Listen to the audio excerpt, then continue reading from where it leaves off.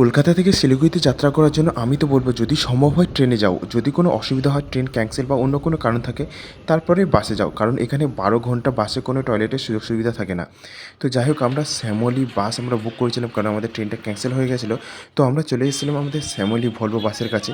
তো 12 ঘন্টা জার্নি করার জন্য আমরা প্রস্তুত হয়ে নিয়েছি এবং সেই জন্য আমরা চলে এসেছি এখানে একটা ধাবাতে। এখানে আমরা রুটি এবং কিছু সবজি নিয়ে নিয়েছি, কারণ 12 ঘন্টা জার্নি করার আগে আমাদের এখানে কিছু খাওয়ার প্রয়োজন আছে, তাই আমি আর আমার বন্ধুগুলো এখানে খেয়ে নিয়েছি। তারপরে আমাদের সমস্ত জিনিসগুলো এই ভলভো বাসে এখানে আমরা দিয়ে দিয়েছি। তারপরে আমরা উঠে গেছি। দেখতেই পাচ্ছ এই বাসটা একটু লাক্সারি বাস, তো খুব একটা অসুবিধা হবে না। আর এখানে সিকিউরিটির জন্য এখানে তোমরা দেখতে পাচ্ছ এখানে সিসিটিভিটা আছে, তাই তোমাদের সব কিছু এখানে সিকিউরিটি আছে। আর এই দেখো, এইটা হচ্ছে স্লিপার সিটটা আছে। এই স্লিপার সিটে কী কী সুযোগ সুবিধা আছে সেটা তোমাদেরকে দেখা যাচ্ছে। দেখতে পাচ্ছ এখানে দুটো এখানে বসতে পারবে এবং শুতে পারবে।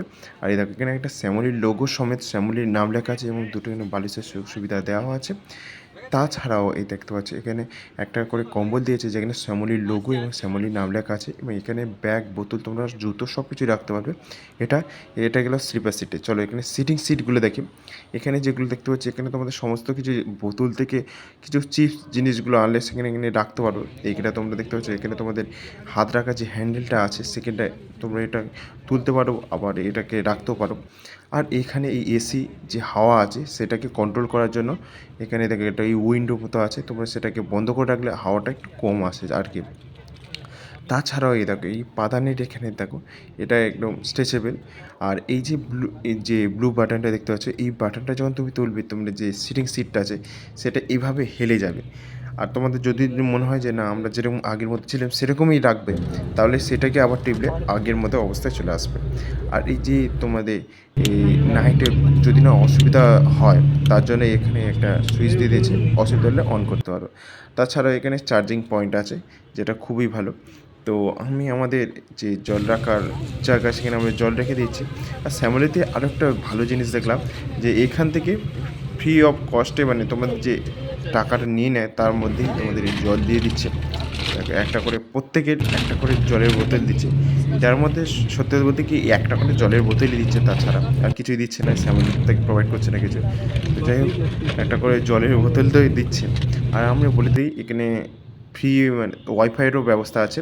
এ দেখো এখানে ফ্রি বাস ওয়াইফাই পেয়ে যাবে। এখানে তোমরা এই সুযোগ সুবিধাটা তো পেয়ে যাচ্ছ। তো যাই হোক, সবাই এখানে ঘুমিয়ে পড়েছে, আমি লাইটটা অফ করে দিচ্ছি। এবার আমাদের জার্নি স্টার্ট করলাম। তো আমাদের প্রায় 4.5 ঘন্টা পরে কৃষ্ণচন্দ্রপুরে এখানে দাঁড়ালো একটা ধাবাতে। তো চলে এসেছি আমরা এখানে খাওয়ার জন্য।